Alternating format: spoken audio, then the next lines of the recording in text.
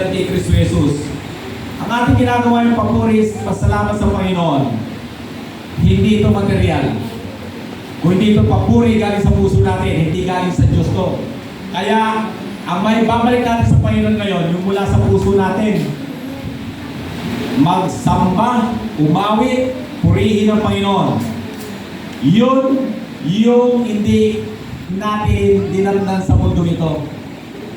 Yun yung dala ng ating puso na ipagkakalob natin sa Panginoon. Ito pa nga yung masakit eh. Mas gusto nila sa service yung Word of God. Hindi naman makapagpuri sa Panginoon.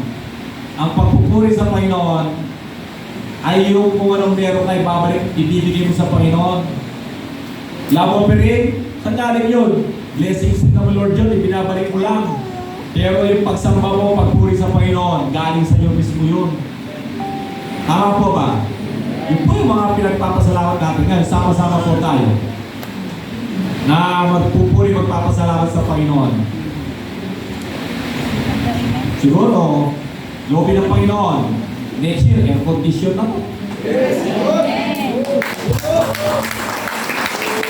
Diba?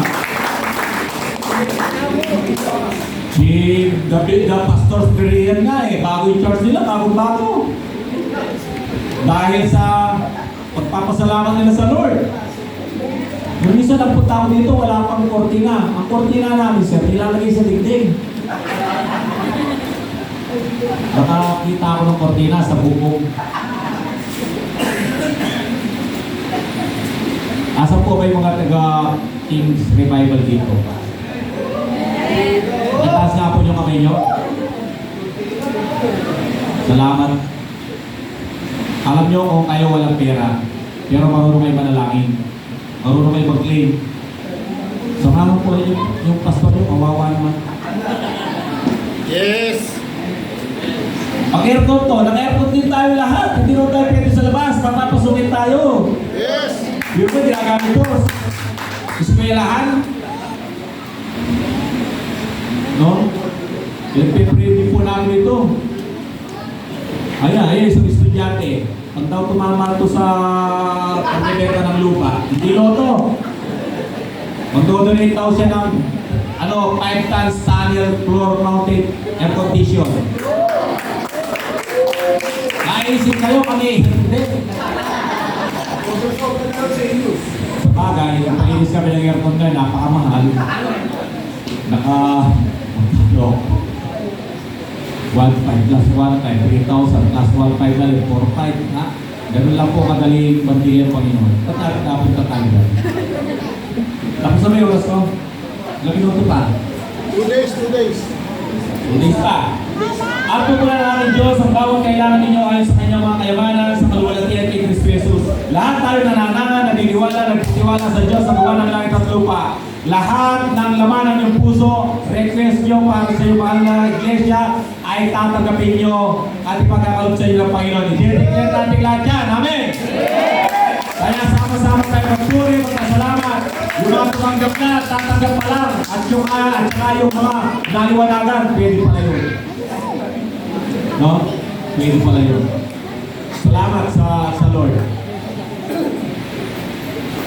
Pwede po bang tumayo pag pray po kayo?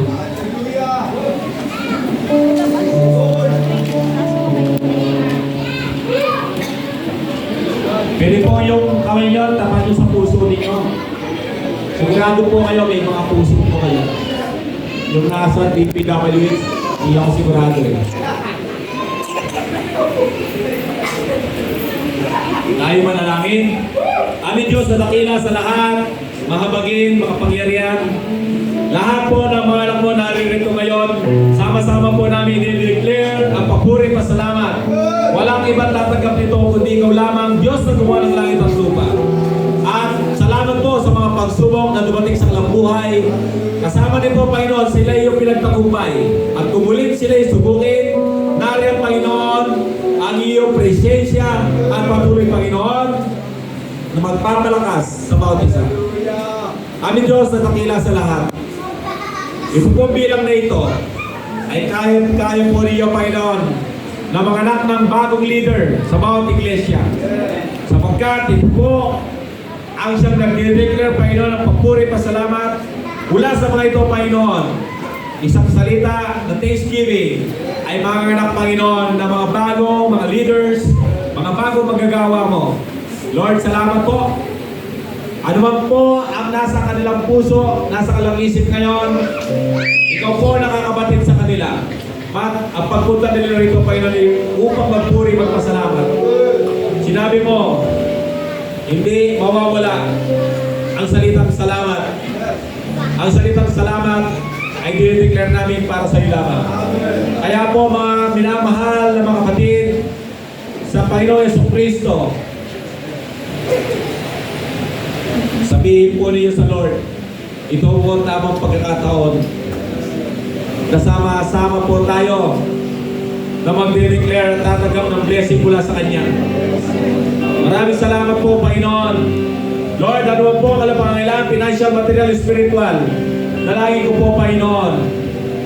At dinideclare ko po na hindi matatapos sa 2025, na hindi magkakaroon ng katotohanan, Panginoon, ang alam mga inihiling.